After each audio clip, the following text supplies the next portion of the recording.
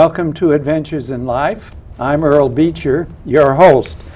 Our guest is Joseph Valenti, Maestro Joseph Valenti. You heard the beautiful trumpet on that opening music. Well, that's how I first got acquainted with Joseph Valenti as a trumpet player. And this is a couple of his CDs that are out featuring him on the trumpet. Then I found out that he is Maestro Joseph Valenti, conducting the Peninsula Symphony, and that he has a very rich background in both styles of music. And I'd like to start the show with a little bit more information on your background, Joseph.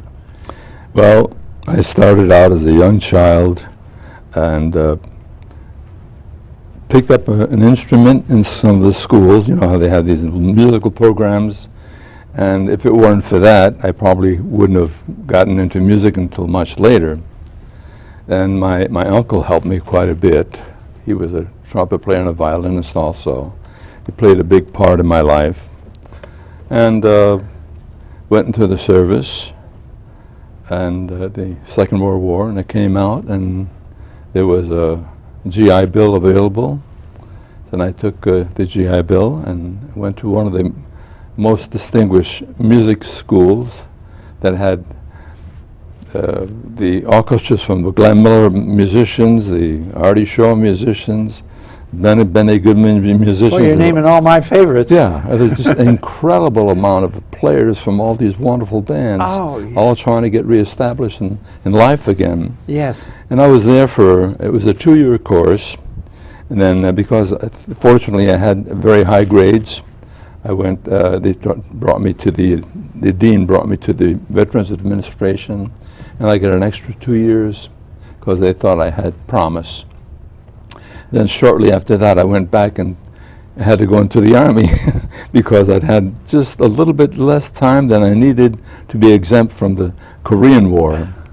So I went into there. So you served in both the Navy and the Army. Yes, yes. Well, they caught me for the Korean War. Yeah. You were there too. I was there. Yeah. And then after that, I came out of the Army, and of course, I was very fortunate when in the Army. I had a chance to study with one of the foremost conductors, Pierre Monteau, who was a conductor of the San Francisco Symphony. And later on I was able to study with Kutsevitsky, had the 6 master classes with him. I studied 2 years with him. Kutsevitsky, I know the name, but I can't place. Well, he was the conductor, one of the main conductors of our time, the Boston Symphony. The Boston. Yeah, excellent. And mentor to many, many, many fine conductors. That was a fortunate thing. Who else did you study with? Well, I studied with the 2 brothers, the Bakalinakov brothers. They were famous for doing horror movies. They were conductors on RKO and all those different... oh, really? Yes, all the Did you play in No, I didn't play. I played later in an orchestra that they had. I think it was called, well, I can't think of it right now, anyhow.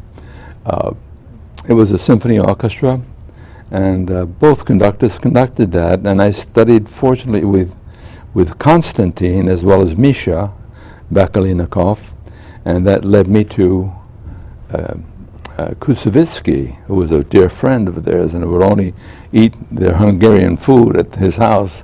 So as a favor, yes, he said, can I have some of my students come and take some master classes with you? So we got 6 master classes out of it. Oh, wow. That was wonderful, yeah.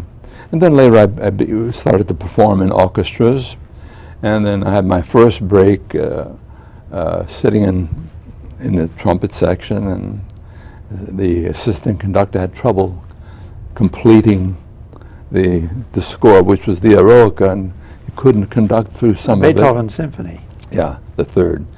And so they said, Joe knows he's a conductor, he can help you out of this. So I put my horn down and ran to got the stick and got the orchestra through it, then got right back and got back in my seat. That happened 2 or 3 times, and finally the guy said, look, you know more than me, you conduct the orchestra.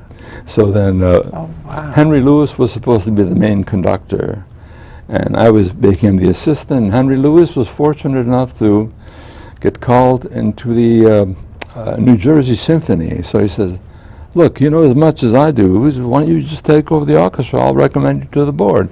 So that started me right off with the Southeast Symphony. Then I've conducted many other orchestras in between. Well, I know San Francisco Symphony, Culver City Symphony, many local the Peninsula symphonies. And the Peninsula. You've been with them over 40 years. Right. It's been over 40 years with them. I'm probably one of the long-range conductors of our time. Yes. And now that, I don't know how many people are familiar with the Peninsula Symphony, but it has how many members? Well, it varies. When you start out, it has about 15, 16 people rehearsing. And then you're talking about the musicianship? Yes.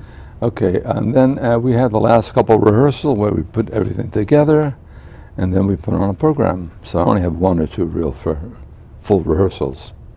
Yeah. But I had heard it was a 110-member Well, symphony. if we're doing Mahler, yes. Oh, okay. Yes, when we Oh, do it Mahler, depends on so- the material a little Yes, bit. it all depends on the orchestration, what it calls for, yes. Oh, okay. But I would say it operates basically in the 60s, 70s range. I want to know some of the people that you studied arranging with and some of the people you studied trumpet with. I mean, you've got such a background. We've just got to share it. Well, to throw off the most famous one now, Rafael Mendez. I studied with him for several years. And I studied with his teacher, Louis Maggio, and then another one, Del Stagers. Then I had a few others prior to that time, but not of that ilk. And then I studied orchestration with several fine composers and orchestrators. Dr. Sendry, I studied with him for 17 years. He was also the teacher of very famous conductors as well. And I studied with, let's see, Ferdy Goffey. Now that's a name that's very familiar. Yes, he was the orchestrator of Gershwin's Rhapsody in Blue and many other things that Gershwin did, because Well, he wrote the Grand Canyon Suite, didn't he? He wrote the Grand Canyon Yeah, Suite. anybody who's been to Disneyland has heard his music. And the Mississippi Suite and several. He's a fine composer. I was lucky enough to be one of his assistants and a student also of his. Now, with this rich background that you have, classical music, popular music, you didn't mention any of the popular bands that you'd played with and the people, but some of them I think would surprise some folks. Yes, well, going way back in 1948, I played with Charlie Parker at the little Hi-Ho Club on Western Avenue. Yeah. He came into the conservatory one time and heard me playing jazz. At that time, I was a good jazz trumpet player. And he said, we'd like you to play for a couple of weeks. I like the way you sound. So he says, my trumpet player is stuck in New York. I don't know if it was Charlie. Tell some of the other members of that band, because Thelonious Monk was the pianist, and Charlie Mingus was the bass, and Max Roach was the drummer, and Charlie Parker was the saxophone player, and myself. I was there for a couple of weeks, and then his other sub came and relieved him. You've been a studio musician. You've played with all of the with big NBC, names. and I was on staff at NBC, Art Linkletter's show, and CBS, Mark Wilson, and then I did a lot of recordings for many of the stars, and I played a lot of shows with many of the stars as well as a trumpet player. I was also a teacher for over 60 years now. Now, we know you have a very rich background, which brings me to the main point of why you're here. Well, We want young people yes. to benefit from this. So tell us what your future plans are. Well, I have a rich background, and I've written several books. Yes, you've got this one right here. Now, This one is it's a musician, or rather a soloist, rehearsing and performing with a conductor and an orchestra for the first time. Well, you find a lot of people that they have studied with fine teachers, but then making that bridge going to perform with a full orchestra whether it's a symphony Sandy orchestra or a time. band, there are certain protocol that a person should really follow.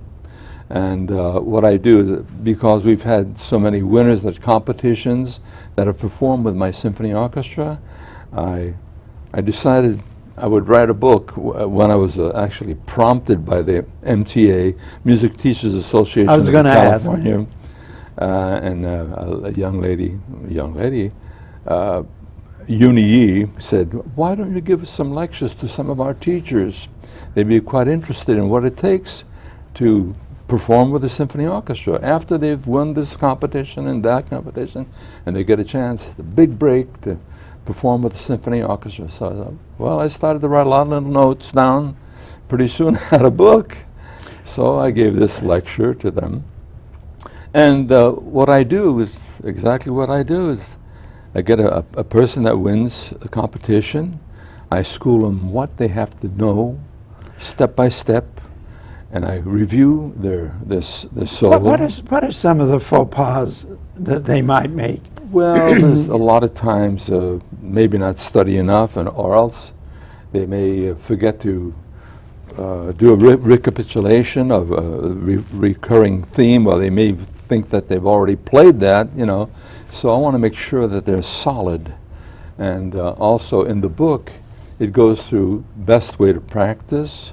Not only that, but how your teacher can work with the conductor if there's a difference of opinions, which quite often happens. I have heard stories. And sometimes the teacher may have not performed with the symphony orchestra and not know what happens there. So the best thing for them to do is confer with me.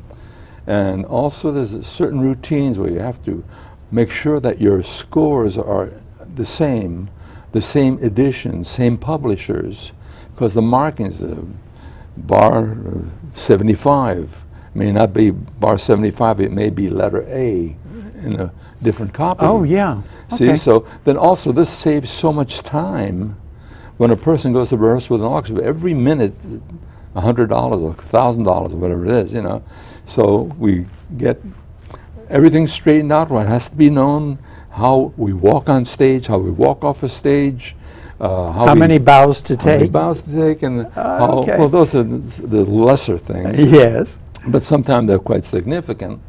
So then there's also how, if you make a mistake, how to respond to the conductor instead of someone in the orchestra saying, "Hey, you made a mistake," or something like that. Or they say, "I want to go over this thing." There's certain All you need is the orchestra members calling out, "Go back to C, you blew it." well, that sometimes happens in lesser orchestras. In my orchestras, they're trained not to do that. And also the responses that the soloist gives to the conductor, and also the catching of the eyes and breathing together in phrases and how to shape things, because sometimes we're going through a passage where it has much syncopation involved, and it's impossible to stay together unless the pianist keeps a specific rhythm all the time. If he's the soloist you're talking Right, about. the whole thing will fall apart. Yeah. There's some crucial things, like in some pieces that require specific handling. Then I wanted to mention these other books. It seems Yes, like this okay. would be a good point. You're talking about Yes. rhythms. a lot of people do not read correctly. They may understand music and may get used to figures, something like that, but they don't know the right prescription to the spacing of time, the element of time, and playing with 75 people playing precisely together. So I designed a book, a rhythm studies book, that covers page by page, note by note, step by step, in order to arrive at a good understanding of rhythm. Then also I've written another book, which is this, the interval studies. It's also in treble clef, bass clef, and for keyboard. It gives you, it goes through a series of incredible notation, double flats, double sharps, and all sorts of intervals that the two books allow a person to proceed to what is required. I played in 2 symphony orchestras when I was young, so I can understand what you're talking about and being together. Right. I remember precise. there was one piece where the trumpets had about a 54 measure rest, and we never came in at the right place. Finally, the conductor just stopped, and he said, "I'll cue you." And then we get the warning, and then... Well, I study the scores to such a degree. I go through every line of every person performing, and I know exactly what they're going to do, and I usually cue almost everyone through a piece. I've noticed a really good conductor is busy, and he has everyone's attention. He's pointing to them. Right, and you prepare them too. So that everything blends. Not only that, yes, the blending is another part that you have to work with in order to get a good balance, you know. If you've ever heard Stravinsky's Rite of Spring, or oh yes, or the Firebird Suite, or Richard Strauss Don Juan is a good example. Probably Richard Strauss Don Juan is a better example. If everyone just plays the notes going through, it doesn't even sound like Don Juan. You have to balance the orchestra. This is less volume, more volume, less volume. This note where's has the to come solo out. voice? That's right, the solo voice, counter themes. All this is vital, and the conductor is in charge of that.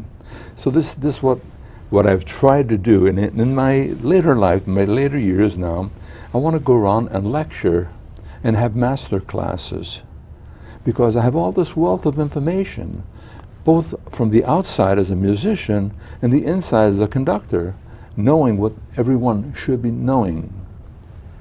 You know, I'm particularly pleased that you're doing this, and anything that we can do to help foster this, more important, because they've been cutting music out of the schools. The worst sin in the world.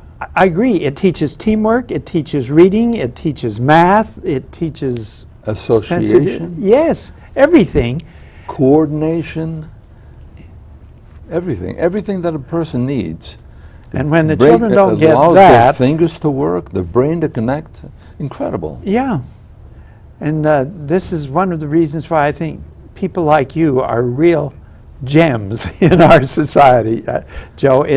Our guest is Joseph Valenti, Maestro Joseph Valenti, in case anybody doesn't know, if you tuned in late. But I think it's so important that we pass this rich heritage. Important, yes. It's important.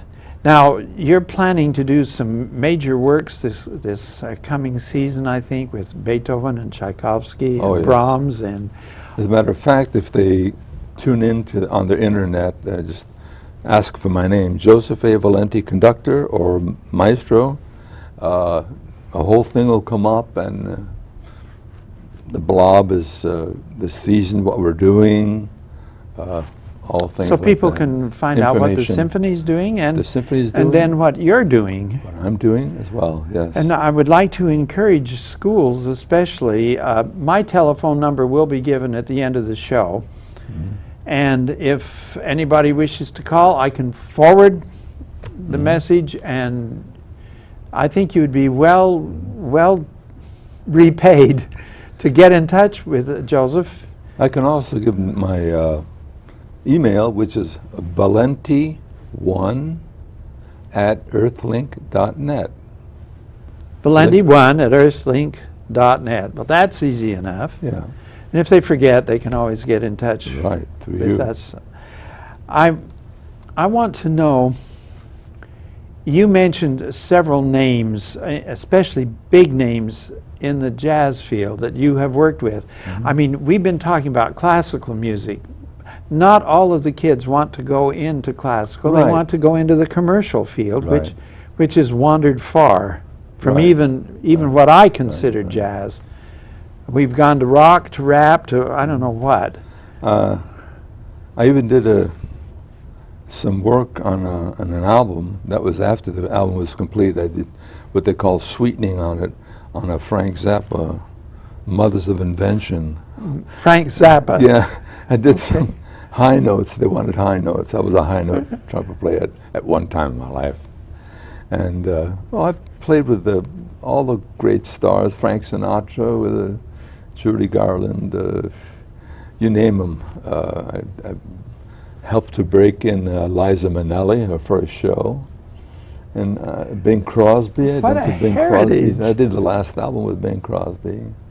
I've done circus music and Dixieland and ballet. I've conducted ballet and opera. I've done opera. I've done every. What's the difference between Dixieland. conducting symphony and opera? Well, opera, of course, is a staged play. And where you say symphony, it's usually selections like Beethoven, Tchaikovsky, something like that. Those are different type of things. Say. So an opera is a fusion of many things. Singers, music, storyline. Are there more egos to deal with? Yes, we have the divas that are sometimes hard to handle. But at the same time, that's typical of the way it goes, and you just work with it if you want to survive. Good attitude. Yeah. Yes. What are the main points that you want to make for a young person just starting in the music business? Get a good instrument and get a good teacher. And if you can't find a good teacher, go to the local symphony and ask the conductor to point out some good players for you or some good teachers for you. For private lessons? For private lessons, whether a person plays jazz, it doesn't matter. I played jazz when I first started, then I got classical bound, and then I played both. Everything. I played everything. Of course, after I played everything because I had to create a living for my family. Yes. So sometimes you play things you don't want to play for the sake of the money. Artie Shaw said 3 chords for beauty's sake and 1 to pay the rent. Right. One of my teachers used to say, you see, you play this line here, that's 25 cents, and you play the whole page, that's $1.80. I'd never heard that one before. Yeah, that was one of my teachers. Now, you're going to be working in association with Adelaide? Right. I'd like to have some master classes where I feel that I would really work well. Also, if I could be a guest conductor and work with perhaps some of the students that are doing a kind of concerto of some sort, you know, where I can spill my knowledge out to them, and also perhaps give some information to some of the teachers what is required in the world other than, you know, sometimes they get caught in academia and the person graduates from school, but has a doctorate, and it goes teach in a university and has not lived the life on the outside. No practical experience. No practical experience, not to any fault of theirs, but that's the way things go. So anyhow, they have the credentials, so they're teaching there, but they know enough about the subject to bring some information to them. But the practical information that I could bring, as well as some other musicians that are capable of doing this, are what the world is like. Now, we are addressing schools somewhat. Schools, yes. And you have been teaching in the schools. You have a credential. You have, Yes, I have you life have the teaching credentials. experience in addition Right. to the performing. Correct. I've taught at college, yeah. So that it's important, I think, that people realize this if they're going to call and Right. say, I'd like to talk to Maestro Valenti, you know. Right. Yeah, I have a life credential, yeah. Valid for life. And I've taught given seminars and private sittings and master classes. I'd like to get into the master classes. Well, because you're that still is performing so- yourself as well. I'm still performing, yes. I play a little piano, play here and there, and I just love to stay in music all the time, you know. Well, I hope you're going to perform some more CDs. I'll be playing some more trumpet. Especially with Paul Smith. I Yes, mean. we're going to have a big blowout when I leave the symphony, which is 41 years. That is a long time for any conductor, but being that I founded the orchestra, I felt responsible to stay with it. Well, So, it's that's developed that. a national reputation that's Yes, beautiful. it is national. We've used many soloists from all over the world, and the list goes on, and if they want to check the list, they can just look up Joseph A. Valenti, Maestro, on the internet, and a good long bio. Of course, it doesn't go on to the jazz world too much because Well, it's I'm going to be focused working the- on you to get that put together. Yes. I want to thank you for being our guest on Adventures in Life. It's a pleasure to meet somebody who can do it, who's been there, and is still working at it and passing it on. I think the legacy we leave, I'm beginning to think in these terms now. You know, I want to leave something behind worthwhile. That's part of the legacy, really. I don't feel complete unless I've learned it and can be a vessel of information. And you have the information to pass on in a practical sense and also in an academic sense, so that this is good. Thank you so much for being Thank our you so guest. much for having me.